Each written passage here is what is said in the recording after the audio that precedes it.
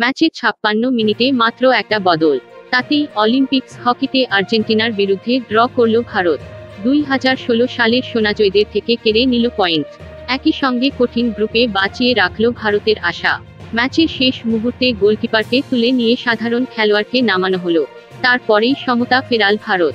সোমবার ম্যাচের বয়স তখন 56 মিনিট। আর্জেন্টিনার বিরুদ্ধে তখন 0-1 গোলে পিছিয়ে ভারত। সমতা ফেরানোর লক্ষ্যে তখন গোলকিপার পিয়ার শ্রীজেশকে তুলে নেওয়া হয়। নামানো হয় ফিল্ড প্লেয়ার গুরজন্ত সিংহকে। তাতেই বদল। আর্জেন্টিনার বৃত্তে একের পর এক আক্রমণ করতে শুরু করে ভারত। পর পর পেনাল্টি কর্নার পেতে থাকে। তার মধ্যেই একটি কাজে লাগিয়ে সমতা ফেরান হরমনপ্রীত সিংহ। 1-1 হয়ে যাওয়ার পরেই গোলে ফেরানো হয় শ্রীজেশকে। আসলে হকিতে এটি পুরনো কৌশল।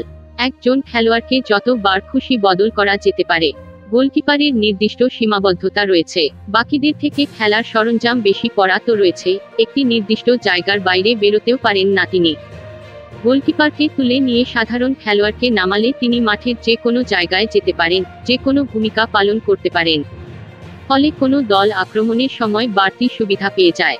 সোমবার সেটাই পেয়েছে ভারত। তবে সাধারণ খেলোয়াড় মোটেই গোলকিপারের মতো হাত পা দিয়ে শট আটকাতে পারেন না। তাকে স্টিক দিয়েই শট বাঁচাতে হয়। Thank you so much for watching our videos. Please do like, share and subscribe our channel.